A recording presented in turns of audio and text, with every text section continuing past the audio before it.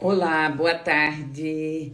Estamos começando o nosso sábado de estudos, Casa Espírita Caminho da Nova Era. Quase atrasados, mas por um lapso nós estávamos ajustando aqui as conexões, mas estamos prontos. Cá estamos nós para estudarmos junto o livro dos médiuns. Então, nós usamos essa tradução de Mateus Camargo, da editora M, já aguardando a chegada dos nossos participantes aqui, enquanto eu vou abrindo o nosso livro. Nós terminamos na aula passada, no estudo passado, o capítulo 4 da parte 2. Então, com a chegada do John, nós vamos já iniciar. Oi, John. Oiê. Bem-vindo. Quase atrasadinhos, mas estamos firmes e fortes aqui. 3 minutinhos atrasado só. Pois é, mas foi aqui ajuste da conexão. Olá, Rafa. Oi, Rafa. Seja bem-vinda. Então, John, se estamos atrasados, eu vou abrir o Evangelho e... ou você faz a prece antes do Evangelho? Eu quero pegar aqui, ó. Então, leia a mensagem para nós antes do Evangelho, para que nós começamos. Oi, Wagner, boa tarde. Para nosso estudo do livro dos médiuns. Então, a mensagem de hoje aqui é do livro Negro, de Robson Pinheiro, pai João de Aruanda. E a mensagem é a seguinte.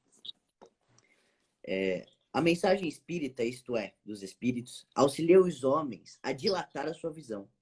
O momento precioso pelo qual passa a humanidade, mostra que é imperioso ver, em vez de tão somente enxergar. É necessário sensibilidade para perceber a importância da hora em que vivemos. Para que violar o outro, desejando que ele veja as coisas, se comporte, ou seja, como nós pensamos ou queremos? Podemos optar pelo desarmamento interior, pela pacificação de nossas almas mediante o esforço da conveniência pacífica e respeitosa.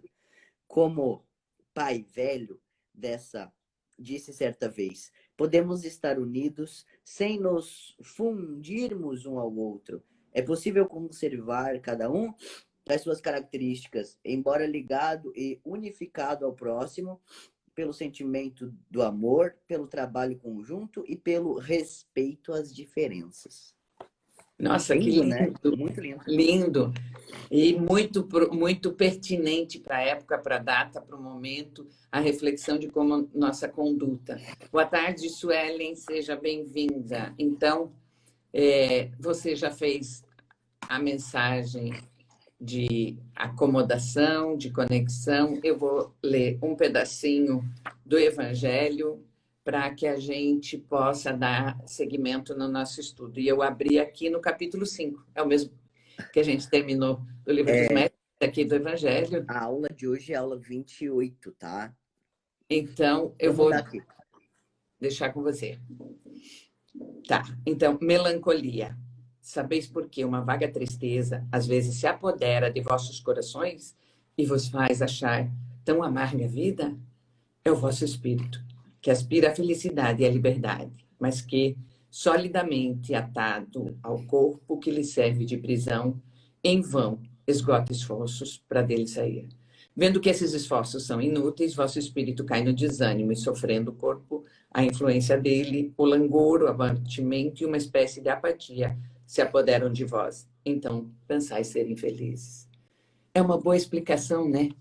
Às vezes a gente está com uma tristeza do nada, não sabe por que abate na gente esse sentimento tão pesaroso, não estando doente, tendo alimento, tendo casa, tendo coberta, tendo guarida, e mesmo assim aquele sentimento de nada. É a vontade de voltar para casa. Mas isso só depois que a gente terminar A nossa A missão, etapa, né?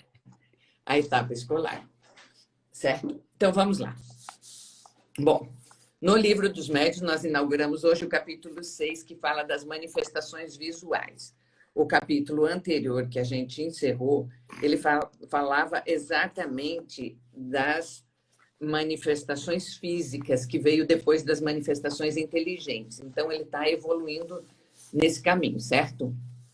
E nas manifestações visuais, ela começa com as questões sobre aparições, os estudos de como que essas aparições, como essas manifestações que acabam informando visualmente aparecem. Como é que isso se dá?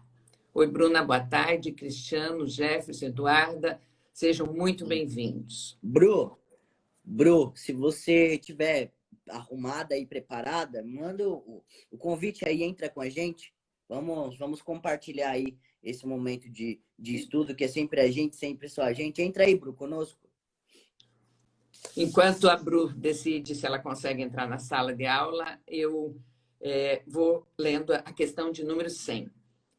De todas as manifestações espíritas, as mais interessantes são, sem dúvida, aquelas por meio das quais os espíritos podem se tornar visíveis.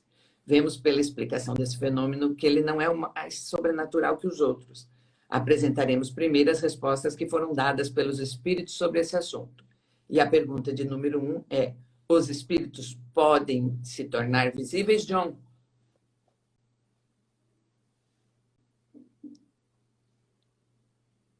Tá sem som. Oi. Sim, sobretudo durante o sono. Entretanto, algumas pessoas os veem também no estado de vigília, mas isso é mais raro. Eu acho que é importante a leitura da observação ali. A observação diz o seguinte: enquanto o corpo repousa, o espírito se desprende dos laços materiais. Ele fica mais livre, pode ver outros espíritos com mais facilidade e comunicar-se com eles. O sonho não é senão a lembrança desse estado. Quando não nos lembramos de nada, costumamos dizer que não sonhamos, mas a alma não deixou de ver, nem de gozar de sua liberdade. Iremos nos ocupar aqui especialmente das aparições do estado de vigília. Bom, aqui ele nos mostra duas situações, né? É aquele momento que a gente faz o desdobramento dormindo e que consegue fazer conexões e lembrar. Tá certo, Bruna? E a outra é o estado de vigília, que é o que nós vamos estudar, como é que se dão essas aparições, certo? A pergunta 2. Os espíritos que se manifestam à visão pertencem a uma classe específica, John? Não, eles podem pertencer a todas as classes, tanto as mais elevadas como as mais inferiores. Aqui vale a gente fazer o comentário que a manifestação... Está com a rinite atacada, John? Bem atacada. Vale lembrar que a aparição, qualquer manifestação espiritual, ela depende da mediunidade do médium. Nós já tratamos disso nos itens anteriores, nos capítulos anteriores, onde a gente percebe que a gente aprendeu que a manifestação do espírito acontece na sinergia do fluido vital e no espectro que o médium tem da faculdade mediúnica e a chegada do espírito, certo? Sim. E aí vem a terceira pergunta que diz: todos os espíritos podem se manifestar visivelmente? Todos podem, mas nem sempre têm permissão nem vontade de fazê-lo. Aí tem duas coisas interessantes. Ó. Nem sempre tem permissão. Isso, eu estava assistindo o filme, que amanhã tem aquela live sobre as mães de Chico, e me lembrei também, além do que o filme me trouxe, lembrei da minha ida com a minha mãe lá no Chico. Nós fomos 2 vezes.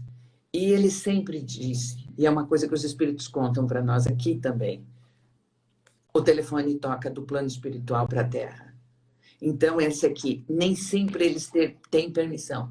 Não é porque o espírito desencarnou que ele vai para um lugar de João Ninguém, onde ele tem domínio e faz o que ele quer.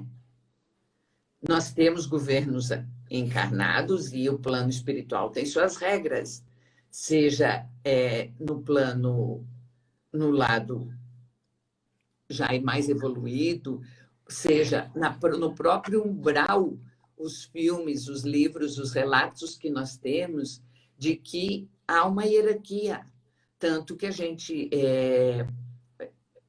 como é o nome? Esse autor do livro que você leu, do Nego? Robson Pinheiro? Robson Pinheiro fala muito sobre, nas psicografias dele, relatos do umbral, relatos do vale. A dona Ione, que fez o Memórias de um Suicida, o relato que eles trazem do umbral é um local... Dona Ivone Pereira, né? Ivone Pereira, isso. Eu pus Ione, né? Falei errado.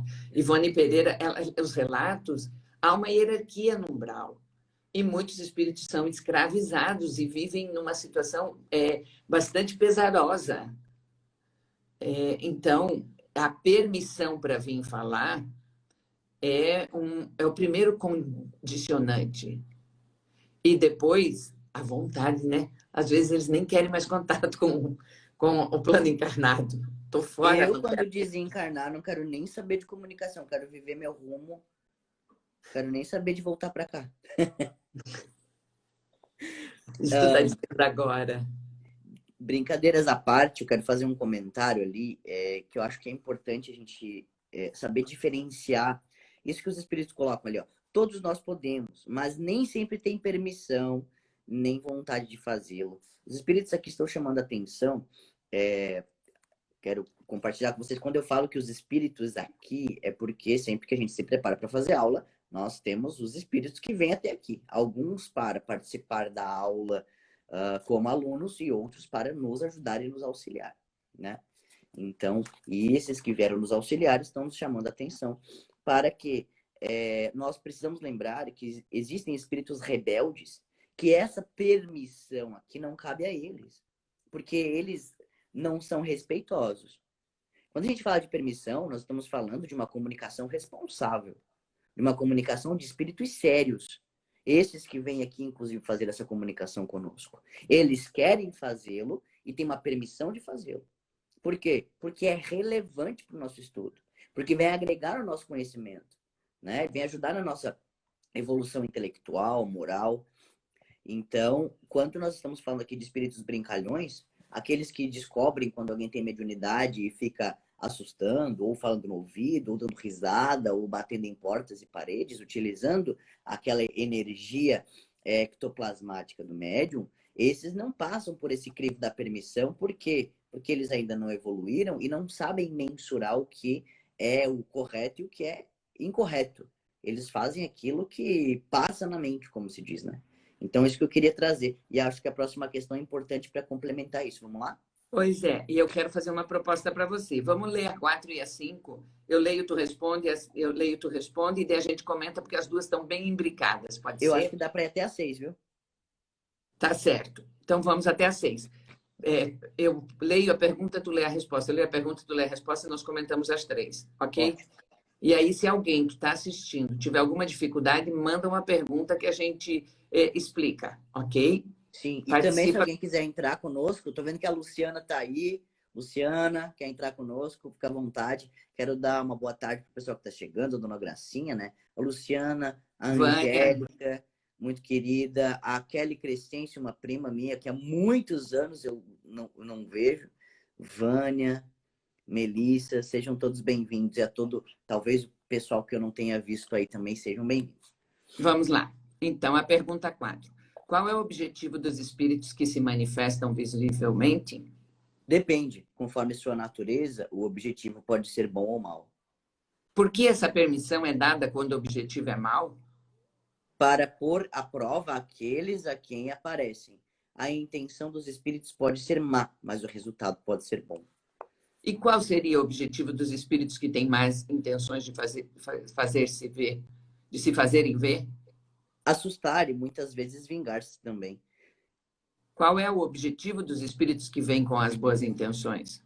Consolar as pessoas que lamentam sua perda, provar que existem e que estão perto de vocês, dar conselhos e algumas vezes pedir assistência para si mesmo. Nossa, tem bastante coisa aí, hein? Então, vamos lá. Começando pelo objetivo, né?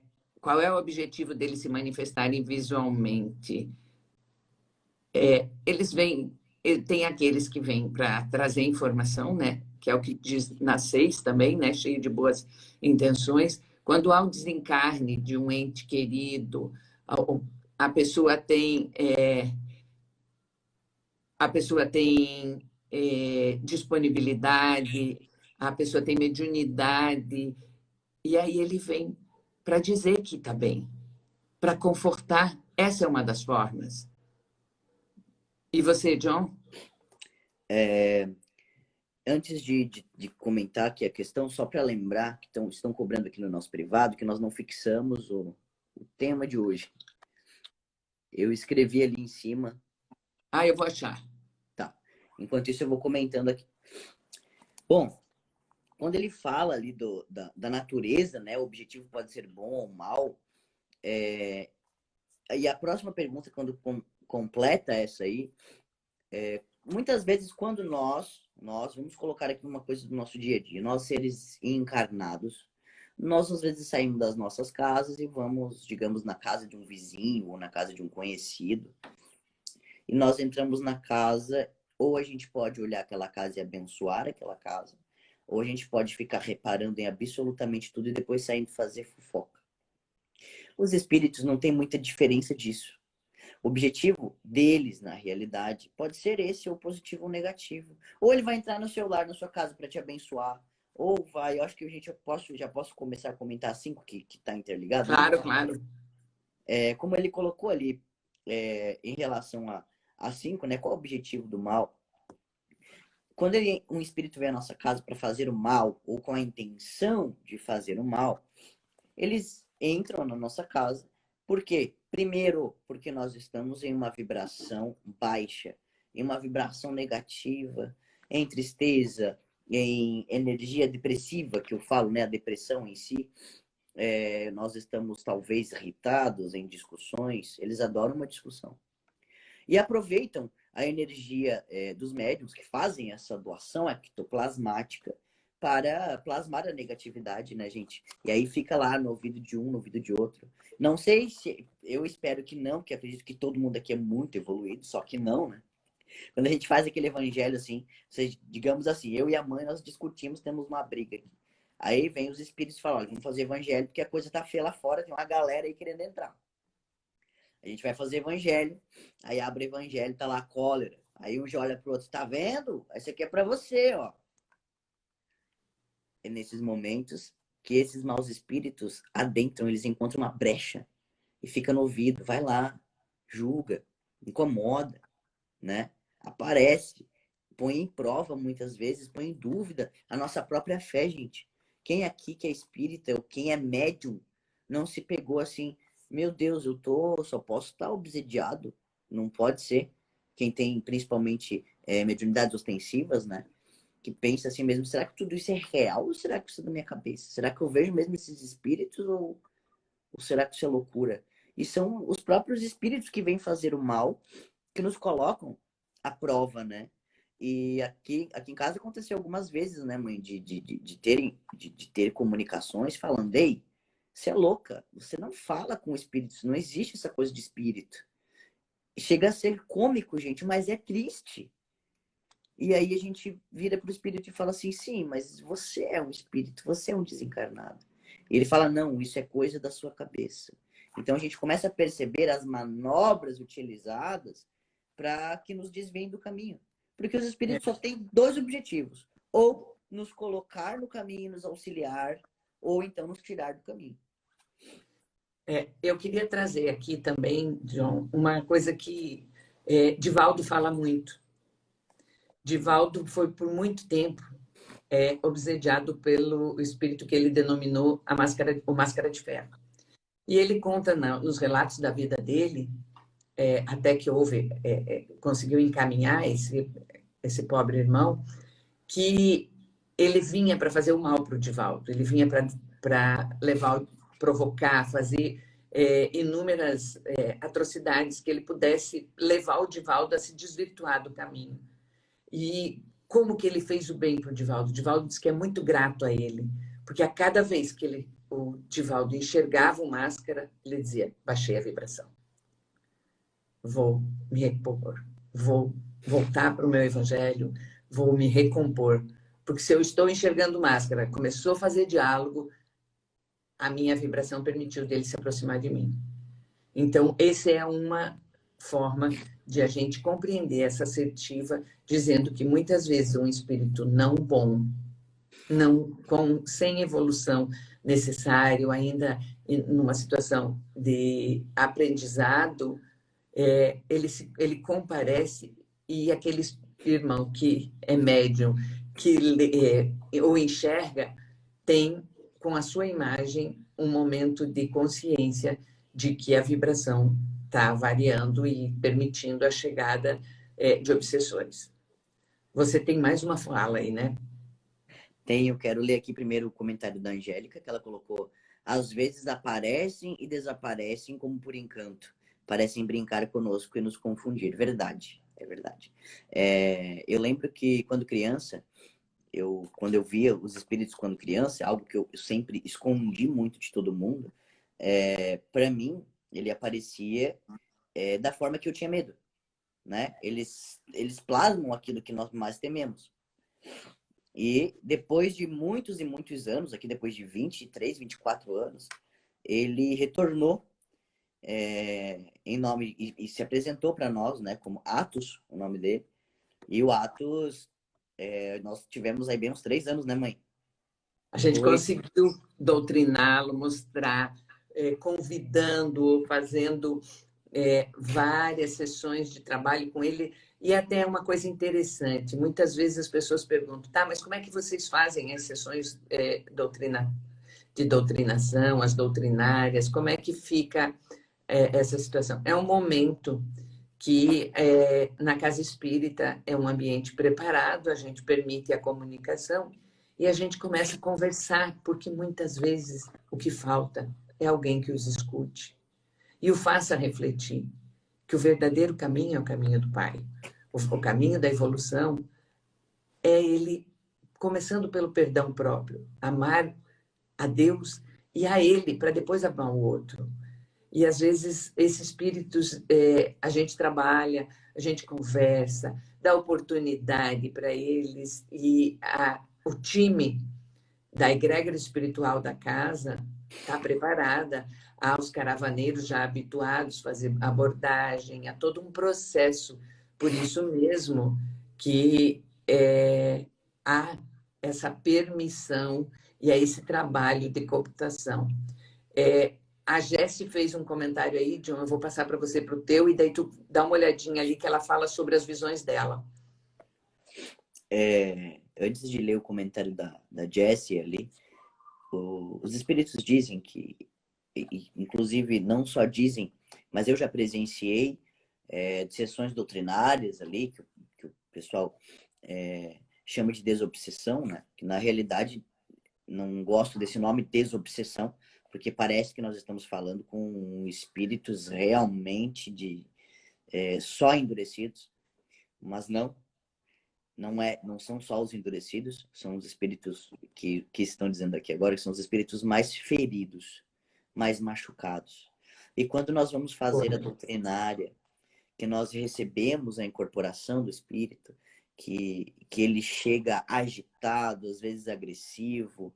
Primeira coisa, já que nós estamos falando do estudo do Livro dos Médiuns, é muito importante o médium ter controle sobre a sua mediunidade para fazer um trabalho como esse.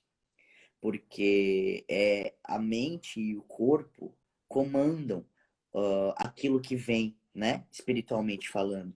Então a gente precisa ter controle para quê? Para que o espírito não faça o escândalo que quiser. Porque não é bem assim. E o doutrinador também precisa ter controle e não ter medo, gente. Eu já vi em mesas mediúnicas o doutrinador com medo. Não pode ter medo. E acontece que esses espíritos que nos acompanham aqui, que fazem esse trabalho de acolhida, principalmente um espírito muito querido, que é a Estela. Ela trabalha, ela é uma das responsáveis que acolhe esses espíritos aqui. Ela, desde que desencarnou, ela faz esse tipo de trabalho. E ela fala, nós acolhemos e recolhemos esses espíritos com todo amor. Nós doamos para eles o amor que muitas vezes nem um pai e uma mãe deram.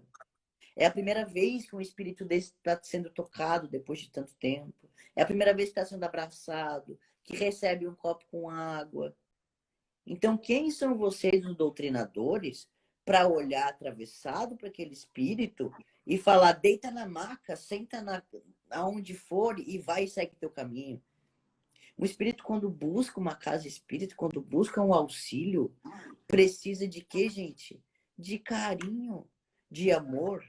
E precisa também ser forte. Não é ríspido. Precisa ser firme. Ei, aqui é a minha casa, que você é acolhido. O que você quer? O que eu posso te ajudar? E pronto. Ouvir mais. Não precisa ter pressa de terminar uma sessão mediúnica. Uma sessão mediúnica, ela pode durar 6 horas, como pode durar 10, como pode durar 1. Esse tipo de tempo, o relógio não conta. Que conta é o momento. Bom, vou passar aqui os comentários. Bom, a Jess colocou assim, vejo desde os 5 anos e agora tenho 27 e ainda me assusta. Jess, vou te dizer que eu me assusto às vezes também. Principalmente, nossa, eu levo muito susto. Às vezes, do nada, assim, bum, aparece assim na minha frente e eu me assusto com o meu próprio mentor.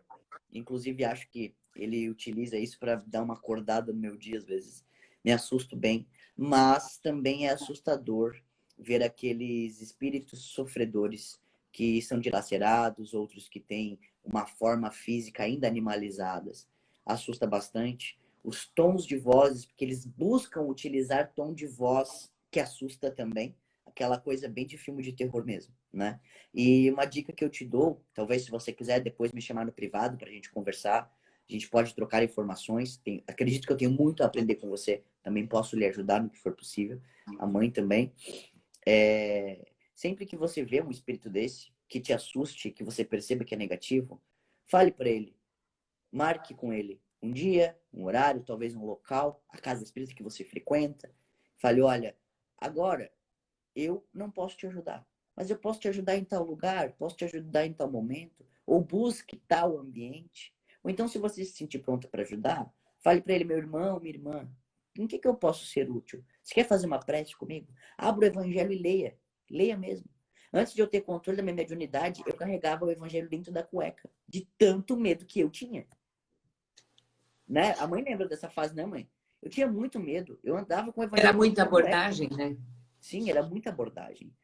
Tem mais comentários ali da Luciana. Muito bem, Sessuane. Pode ler, mãezinha, é para você. Ela está falando aqui que os espíritos muitas vezes precisam serem ouvidos, desabafar, para então começarmos o tratamento. E na sequência, ela também falou sobre a palavra desobsessão, concordando com isso, e a função nossa na Casa Mediúnica de uma terapia utilizando o Evangelho como base para essa educação, com certeza. Quando a gente se dispõe a auxiliar, a conhecer melhor esse mundo de comunicação, de correlação do mundo encarnado com o mundo espiritual, nós nos comprometemos e a guia é o Evangelho. O guia de conduta, seja para fazer essa interlocução, ou seja, para nós evoluirmos, o melhor exemplo está posto dentro do Evangelho. E é ali que a gente se baseia.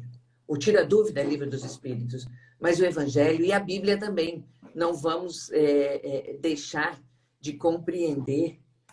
A Bíblia é mais ampla, o Evangelho é um pouco mais reduzido, mas a regra de conduta foi dada pelo nosso irmão maior, por Jesus.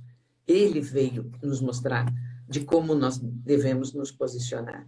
E quando a gente pega uma casa, você estava falando, a Casa Espírita se dispõe a fazer esse trabalho de acolhida em parceria com as equipes do plano espiritual, a paciência, o cuidado, o respeito, Porque mesmo que aquele irmãozinho esteja perdido, esteja vagando, trabalhando no universo... hoje eu tenho um companheiro aqui. Trabalhando no universo de atrapalhar a vida dos encarnados, seja ou se vingar, ou ainda com várias dores, a gente precisa ter muito cuidado, muito respeito, preparo. E quando a gente se depara com uma pessoa que está dando oportunidade de uma passagem, a gente sempre tem que tratar com amor aquele espírito, com firmeza. Mas o espírito que está oportunizando uma comunicação, o respeito e pedindo, sempre rogando aos caravaneiros, às equipes de recolha, que elas estão sempre prontos. Deus sabe o que está acontecendo. Não nos assustemos, não faça disso, não é sobrenatural, não é assombrado, não. É uma rotina. Só que a gente precisa tratá-la com respeito, carinho e cuidado. Vamos lá? Tem mais algum comentário? Eu posso ir para a 7? Eu quero só fazer um comentário quando a gente comenta assim, porque um obsessor. Ligeiramente nós ligamos deve ser algum inimigo meu da vida passada que eu devo ter matado, que eu devo ter feito qualquer coisa. E, gente, eu vou falar assim, de carteirinha mesmo, não vou falar, não foi ninguém que me disse, é experiência própria. Nós podemos ter obsessores nas mínimas coisas. Nas mínimas coisas. Nós recebemos aqui na doutrinária alguns obsessores mesmo que eram tão apegados à matéria que vieram no centro espírita pedir ajuda porque alguém estava usando um anel que foi doado junto com as roupas do desencarnado. Nós já vimos obsessores que vieram atrás de alguém porque foi descontado do salário dele, antes de desencarnar, o valor de uma cestinha de compras que uma determinada pessoa levou para casa. Então, cada conduta, veja bem, alguém pegou uma cesta de compras e levou para casa, uma cestinha. O nome disso é o quê? É roubo. É roubo. E o espírito foi cobrado dele. E ele foi atrás da pessoa. Veja bem, a moral trouxe a obsessão. Então é sempre lembrar que a coisa mais importante é manter sempre a nossa moral, a nossa ética, o nosso coração limpo e viver nos átrios da justiça para que nós não precisemos ter esses obsessores pelas coisas pequenas e poder nos redimir mais fácil daqueles obsessores que temos pelas coisas grandes. Certíssima lembrança, John, perfeito. Então, vamos lá. Para a pergunta 7, para o item 7, pergunta 7 da questão número 100, né? Que inconveniente haveria se a possibilidade de ver os espíritos fosse geral e permanente?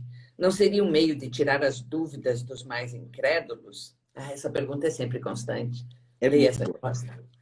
Estando o homem ininterruptamente cercado de espíritos, a visão incessante deles o perturbaria, atrapalharia suas ações e lhe tiraria a iniciativa da maior parte dos casos. Ao passo que, crendo-se só, ele age mais livremente. Quanto aos incrédulos, eles dispõem de muitos meios de se convencer. Se quisessem aproveitá-los... Ai, gente, só um pouquinho. Acho que foi aqui uma bomba. Só um minutinho. Pronto, parece que já passou. O John saiu aqui. Ele já deve estar voltando. Só um pouquinho aqui, deixa eu ver.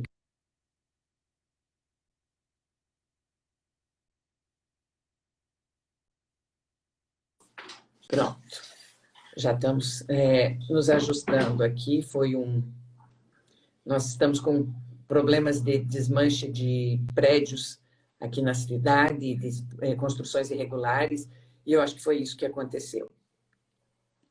A pergunta, então, que ele estava lendo é o item 7. Estando o homem ininterruptamente cercado de espíritos, a visão incessante deles o perturbaria, atrapalharia suas ações, ele tiraria a iniciativa de maior parte dos casos, ao passo que, crendo-se só, ele age mais livremente.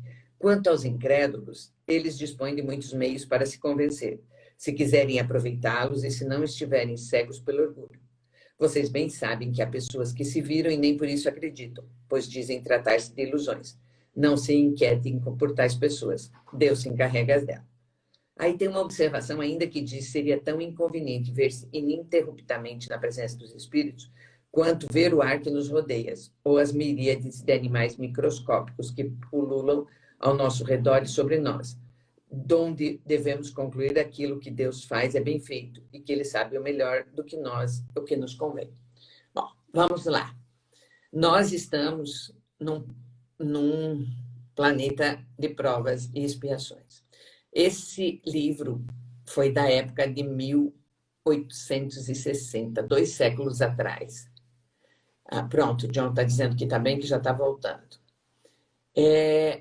Então, a nossa comunicação com os espíritos, ela ainda é muito vista com muitos meandros, com muitas algo de sobrenatural.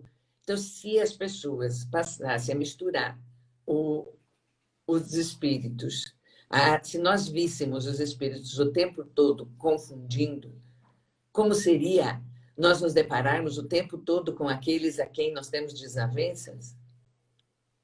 A gente vê a dificuldade que algumas pessoas têm, simplesmente porque têm essa mediunidade visionária, às vezes extemporânea, e sofrem com o que elas enxergam, porque a gente enxerga as coisas boas, mas também enxerga coisas não tão agradáveis assim. Então, essa é o comentário sobre a inconveniência. E, claro, sempre o nosso Mestre Jesus, Deus, nosso Pai misericordioso, sabe o porquê que nós ainda temos uma comunicação com o plano espiritual ainda bastante restrita. Vamos, então, para a pergunta 8, até a chegada do John aqui. O fato de ver espíritos tem inconvenientes, porque isso é permitido em certos casos? Então, agora ele vai explicar para nós essa permissão, a fim de dar uma prova de que não é tudo que morre com o corpo e que a alma conserva sua individualidade após a morte. A visão passageira é suficiente para dar essa prova e atestar a presença de seus amigos perto de vocês. E ela não tem o inconveniente de ser permanente. Aqui ele está fazendo o tratamento da informação daquelas visões que são pontuais.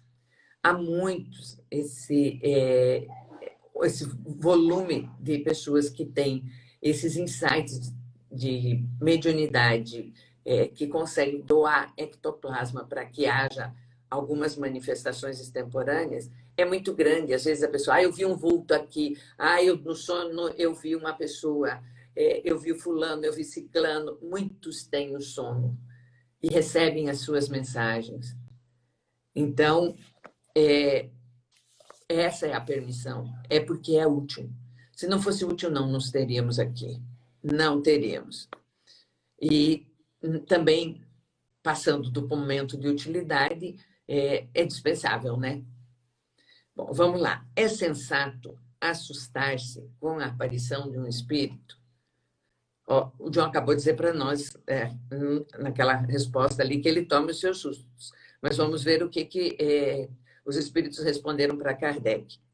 Quem reflete sobre isso compreende que um espírito, seja ele quem for, é menos perigoso que o vivo. Além disso, os espíritos estão em toda parte e não há necessidade de vê-los para saber que podem estar ao nosso lado. O espírito que quer prejudicar alguém pode fazê-lo sem ser visto, até de forma mais garantida. Ele não é perigoso porque é espírito, mas pela influência que pode exercer sobre o pensamento, desviando o bem e impelindo ao mal. Que bom que retornou, John. Tudo bem? Desculpa, mãe, eu me assustei, né? com um barulho. Eu sei que você se assustou. Eu já avisei o pessoal, mas você já está bem, né? Já.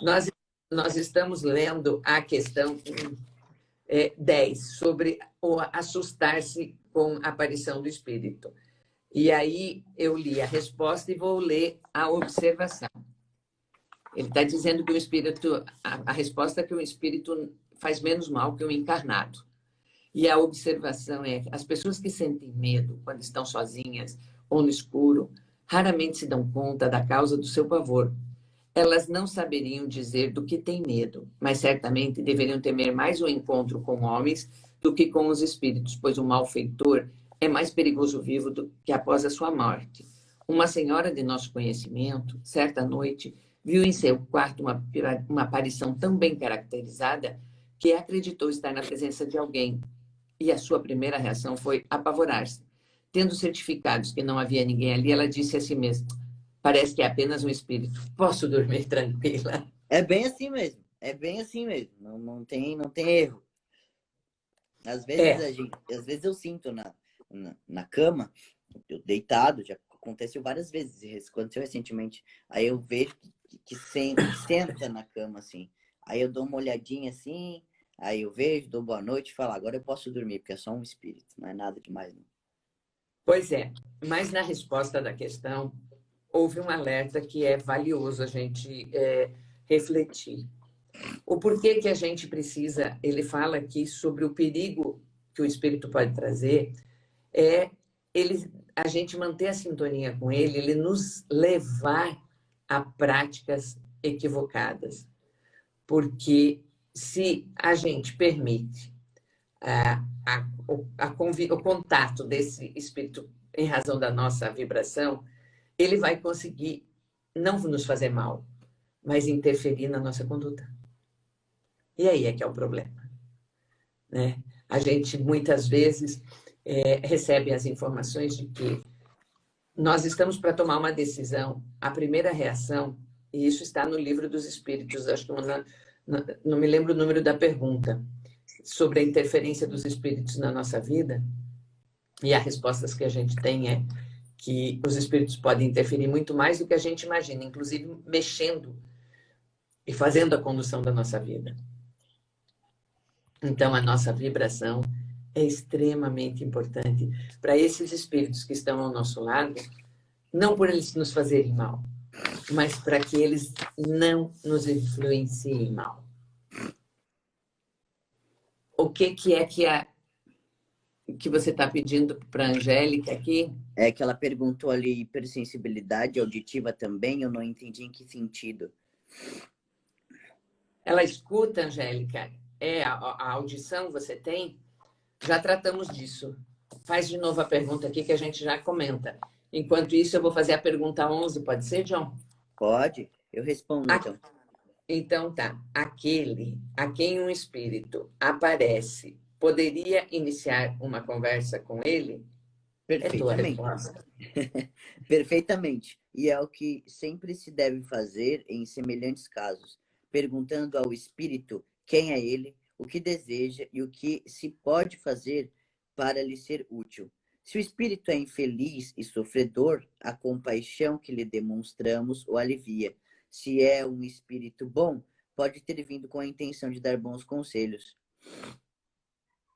Como, nesses casos, o espírito consegue responder? Algumas vezes ele o faz por meio de sons articulados, como faria uma pessoa viva. No mais das vezes, porém, há transmissão de pensamento. Igual a minha comunicação é essa que nós temos aqui. Mas eu conheço pessoas que sabem pelo lado esquerdo e direito do ouvido. Tem um colega meu que tem uma mediunidade, que ele, quando faz perguntas para os espíritos, eu não sei como que ele discerne, mas ele sente do lado esquerdo e do lado direito e ele consegue diferenciar qual é a resposta. A mediunidade auditiva também é uma mediunidade interessante e que deve dar um trabalho danado. Eu admiro, acho que deve dar uma confusão e tanto, né? Porque só os barulhos que nós temos encarnados já não são fáceis, né, John? Já nos assustam ainda essas purulências todas do plano, do lado astral, não deve ser tão fácil. Sim, Os e a mediunidade auditiva realmente deve ser bem, bem complicado. Não é que nem uma Alexia que tu fala, Alexia toca uma música, ou Alexia dê, ou Alexia pare, né? É aquela coisa que a gente fica ouvindo, fica ouvindo. E o estranho é ouvir e não ver. Não saber o rosto, não saber... eu imagino que deve ser uma mediunidade que não deve ser fácil de lidar com ela. Eu acredito também que não seja fácil. Imagine, se a gente que tem um zumbido no ouvido, que é algo do organismo, já tem já se incomoda, e a gente sabe que esse é um tipo de uma doença que é procurada e dá muito ibope junto aos otorrinos, e eles nem sempre conseguem resolver. Imagine vozes que você consiga, como diz a Jéssica ali, sons, ruídos, gritos, apitos. É difícil. Por isso que quando fala, que lindo, é médium, ele enxerga, ele vê. Sinto muito, queridos, não é bem assim. A mediunidade é uma missão árdua, dolorosa. Eu quero fazer um comentário de um espírito que está aqui presente conosco agora, Melquisedeque, e ele fez o seguinte comentário, que manifestações espirituais também são dadas através das leituras, as quais as pessoas estão abertas a entender. Que às vezes ele intui uma página, os espíritos intuem um momento, inclusive dentro do próprio evangelho, da Bíblia, que é o caso dele, a pessoa que ele é mentor de uma pessoa que costuma, nos momentos de dor, abrir a Bíblia e sempre vem aquela resposta ou um puxãozinho de orelha. Então a gente precisa também estar atento nesse tipo de coisa. Às vezes aquele vento que bate vira a página.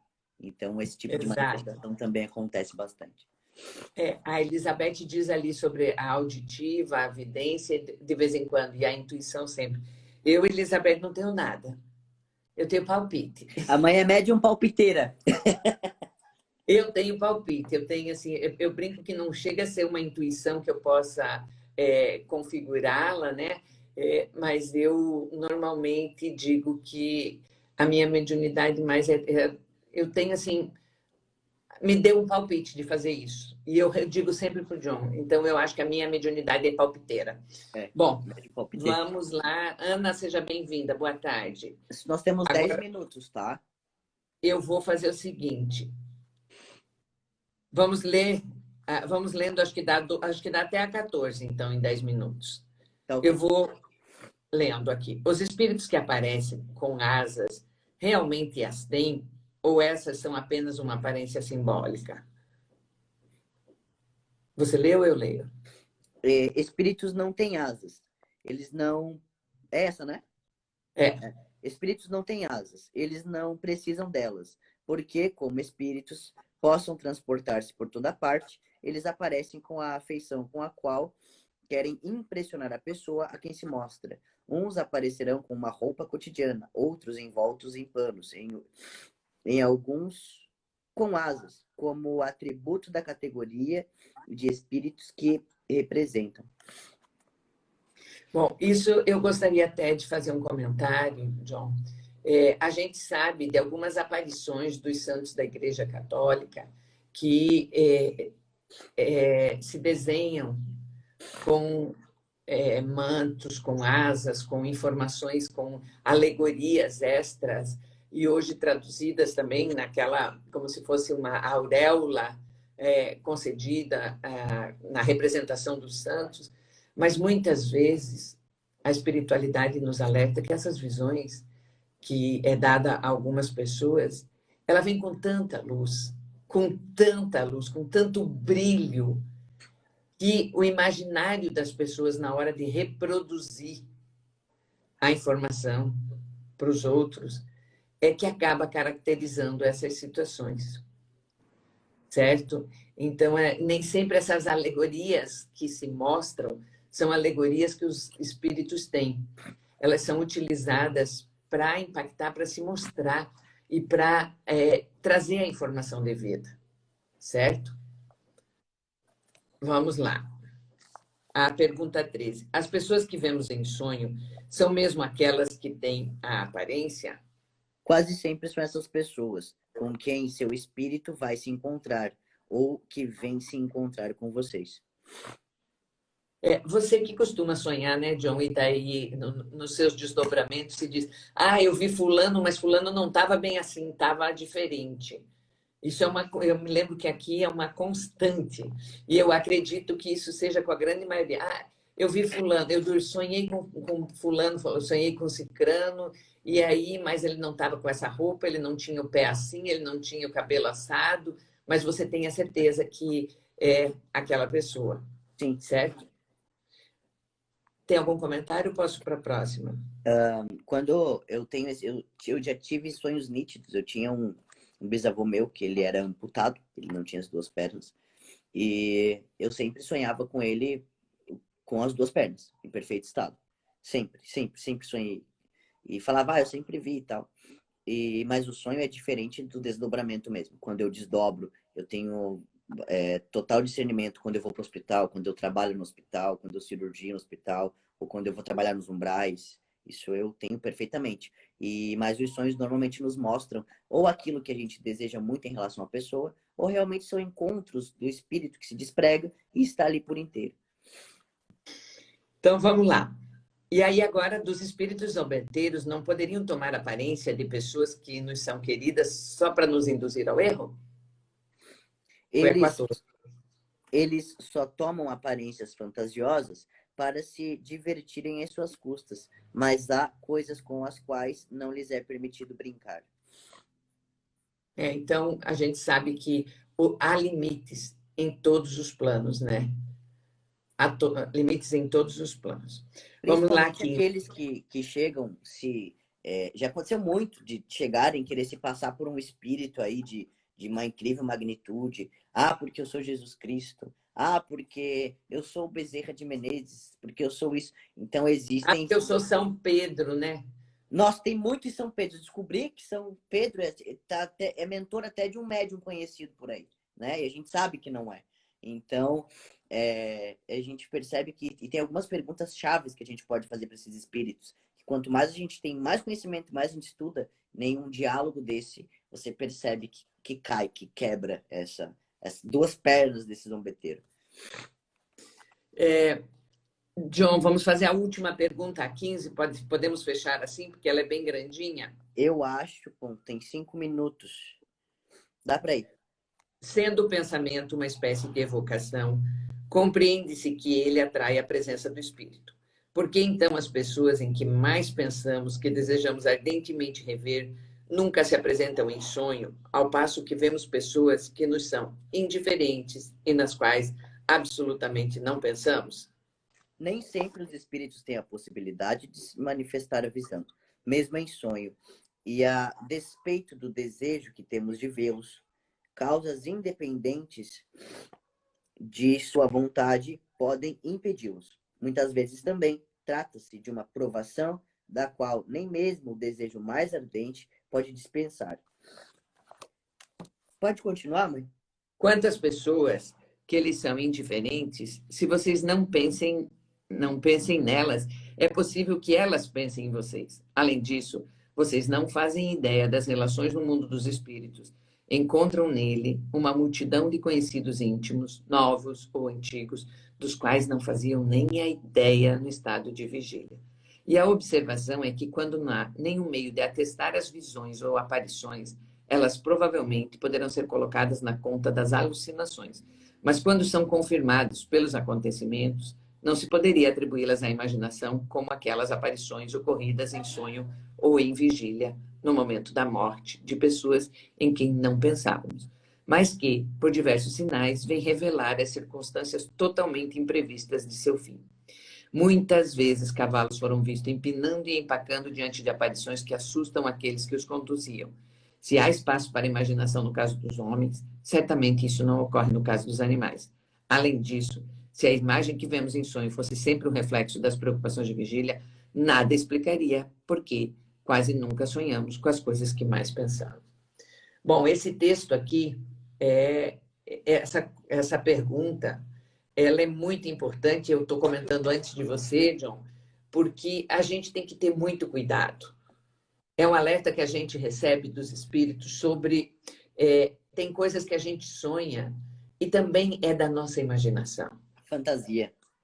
A nossa imaginação, o nosso momento letárgico do sono, já nos coloca em condições, às vezes, que nós temos desejo, ou também influenciado o nosso subconsciente pelas conversas de dias anteriores, de leituras anteriores. Então, nem tudo é uma conexão espiritual, nem tudo é um trabalho no plano espiritual como a gente imagina. E muitas pessoas, como é o meu caso, não lembram de nada. Ou melhor, não desprende, porque eu já várias vezes questionei, não sou capaz de sair, botar o pezinho para fora dessa caixinha aqui. Dos coros. Dos coros, não tiro o cano. Um comentário que eu gosto de trazer sempre em relação ao nosso sonho, para você ter certeza de que você está tendo um sonho nítido, um sonho, digamos, com ideias plausíveis e verdadeiras, é sempre importante cuidar da alimentação antes de dormir. É muito importante. Porque nem tudo é desdobramento, gente. Esses dias eu comi muito e eu sonhei que eu estava fugindo de um porco gigante. Então eu não posso dizer que eu desdobrei e fui para um planeta de porcos onde eu era pequenininho. Não, não existe isso. Isso é fantasia, né? Então, assim, uma alimentação tranquila, não dormir logo após o momento da alimentação, tomar água antes de dormir e fazer preces. Existem várias e inúmeras meditações para sonhos nítidos, né? E também o bom pensamento. Isso é sempre importante para a gente saber quais são os critérios do sonho real. Eu tenho uma colega minha, a Flávia, que inclusive não está aqui online conosco hoje, deve estar de plantão no hospital. Mas nós temos desdobramentos nítidos e a gente manda mensagem um para o outro de manhã e fala, eu estive com você em tal lugar, e um complementa o outro. Então, é o mesmo desdobramento, o mesmo local, o mesmo trabalho, a mesma coisa. Então, assim, a gente sabe que isso não tem como duas pessoas ter o mesmo sonho de fantasia. Isso foi um desdobramento, foi um trabalho espiritual.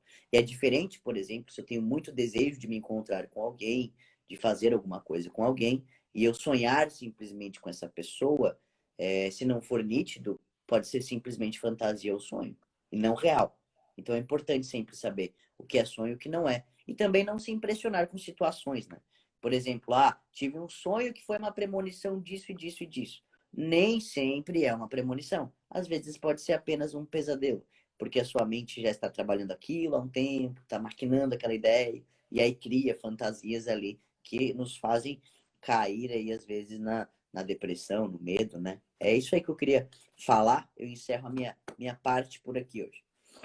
Vamos, então, aqui os comentários da Elizabeth são exatamente, você já respondeu, né, que muitas coisas é imaginação, outras coisas pode vir a ser um encontro. E essa coisa da gente ajudar irmãos moradores de rua, a gente tem relatos constantes de pessoas porque está sensibilizado pelo frio e tal, e se imagina trabalhando e ajudando essas pessoas. Nem sempre isso é um desdobramento. Bom, nossa aula 28 hoje termina com a leitura do capítulo 15. Eu vou lhe convidar para fazer a prece de encerramento, ou faço eu, John? Eu faço. Então faz para nós, encerrando nosso estudo de hoje, por favor. Convido a todos para silenciar os corações, a mente, a abrir, né, o nosso chácara coronário para uma ligação de luz. Para que o nosso respirar, ao puxar o ar, nós recebamos fontes de vida. E ao soltar o ar, nós possamos liberar para o universo toda a negatividade. Todos os miasmas trazidos no nosso dia a dia de negatividade. Quero agradecer a Deus, essa energia maior que nos rege, esse Criador maravilhoso. a Jesus, nosso mestre e amigo, nosso irmão mais velho, professor que nos ensinou com as suas atitudes e não somente com as suas palavras. Agradecer a Nossa Senhora Aparecida, né, Nazinha, que foi um grande e é um grande exemplo de abnegação, resiliência, resignação. A todos os nossos mentores, cito aqui o nome de alguns mentores que estão presentes nos auxiliando: Alfredo Velasquez, Igor de la Vison, Melquisedeque, que encontram-se aqui hoje, junto com outros espíritos do plano astral, o irmão Gabriel, que encontra-se aqui também, um dos coordenadores aí dos nossos estudos. Agradecer a cada um de vocês, os mentores que vos acompanham, para que nós possamos aqui alimentar não somente a nossa mente, o nosso lado intelectual, o nosso espírito, mas que nós possamos colocar em prática os ensinamentos aqui, trazendo a responsabilidade que é ser médium. E se não sentimos que temos mediunidade, nos tornamos responsáveis por aqueles que são próximos de nós, que têm mediunidade. Então, que possamos ter um excelente resto de final de semana, uma ótima semana. Possamos nos encontrar em energias positivas de muito amor. Olhai, Pai, por todos aqueles que estão passando fome, frio e sede, não somente do que é da carne, mas aquilo que é do coração. Que possamos buscar sempre as coisas do alto, para que as coisas da terra sejam apenas terreno, para que nós possamos pisar e sobreviver, mas que a nossa essência seja sempre a essência espiritual, para que nós possamos andar nos átrios, nos caminhos da justiça, em nome daquele que nos criou, que nos ensinou. Que assim seja. Que assim seja. Muito obrigada. Linda oração, John. Que o nosso sábado seja abençoado e o nosso final de semana, né? Também a proteção, e que iniciemos a semana no dia de domingo, no dia do lar, dia da família, com o Evangelho no Lar, amanhã às 20 horas. Até lá, então, pessoal. Até próximo sábado. Tchau, tchau. Tchau, tchau.